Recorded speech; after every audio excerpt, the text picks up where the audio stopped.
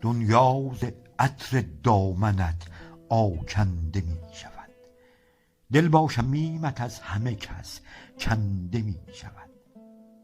این شمع جان که سوخته ام در مقابلت، آکند سان به رونقش آکنده می شود.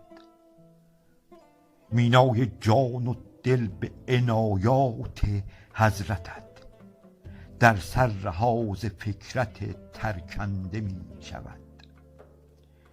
تا در رهاییم ره جان می رسد تو را، عطر از تو چون بهشت پراکنده می شود. در شوق وصل روی تو در جنت النعیم، مرغ خیال پر زده پرکنده می شود. آتش بزن به جان و خیالم ز غیر بر، عشقت ز آتشم به دل افکنده می شود. طالب بیا و منظر جان را به یار بخش، ورنه تبار عشق سرافکنده می